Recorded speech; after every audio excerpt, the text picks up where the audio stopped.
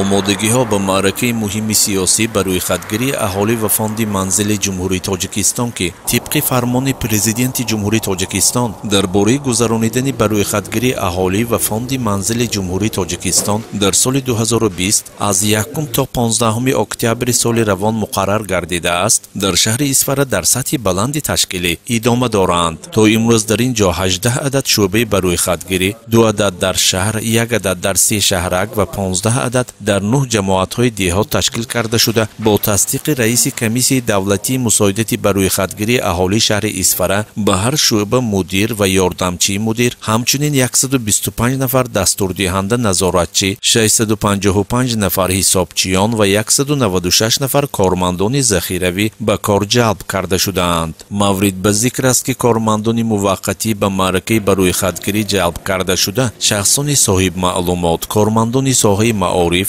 тиб, мақомоти иҷрои ҳокимияти давлатӣ ва худидоракунии маҳаллӣ мебошанд ки дар корҳои гузаронидани интихоботҳо иштирок кардаанду маҳаллро хуб медонанд. Мардуми маҳаллӣ ба онҳо вобаста шударо мешиносанд ва бо аҳолӣ муошират карда метавонанд. дар шаҳри Исфара барои гузаронидани ба рӯйхатгирии аҳолӣ ва фонди манзил то ба имрӯз корҳои аввалин дараҷа, яъне лавҳаи рақамгузорӣ пурра ба итмом расонида, гарчанде ки деҳҳои калон, боз деҳҳои хурд низ пурра лавҳаи рақамгузорӣ карда шудааст.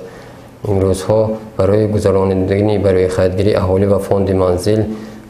корҳои омодагӣ дар сатҳи баланд қарор дошта, токунун дар ҳамаи ҷамоатҳои шаҳраку деҳот барои гузаронидани ба рӯйхатгирӣ корҳои таблиғотию ташвиқотӣ ба роҳ монда. дар бозори марказии шаҳри Исфара кормандони ба рӯйхатгирӣ ва аз тарафи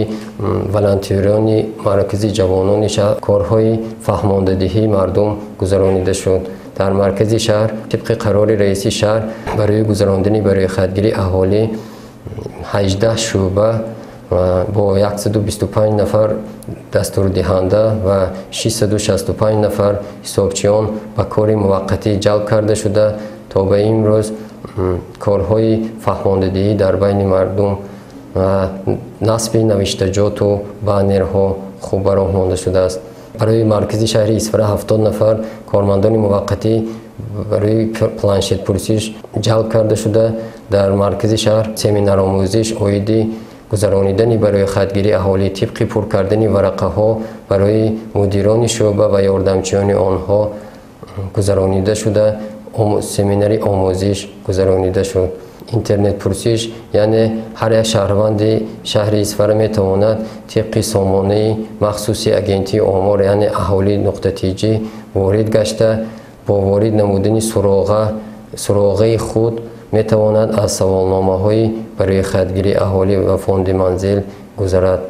аз раёсати омори шаҳр иттилоъ доданд ки то имрӯз дар кӯчаву хиёбонҳо ва маконҳои серодам навиштаҷотҳои даъвати насб ва байни мардум ба миқдори кофӣ варақаҳои тарғиботӣ паҳн карда шудаанду барои мудирони шӯъбаҳо, ёрдамчиёни онҳо, дастурдиҳанда, назоратчиён ва ҳисобчиён ҷиҳати босифат гузаронидани ин маъракаи муҳими сиёсӣ дастурдиҳии омӯзишӣ баргузор гардидаанд. пурсиши ба рӯйхатгирии аҳолӣ ва фонди манзил дар Исфара низ чун дар тамоми ҷумҳурӣ бо се усул тариқи интернет, бо истифода аз планшет ва ба тарзи анъанавӣ бо пур кардани варақаҳои махсус гузаронида мешавад. пурсиш дар маркази шаҳр бо истифода аз планшет ва дар ҷамоатҳои шаҳраку деҳот бо тариқи анъанавӣ, яъне пур кардани варақаҳо сурат мегирад.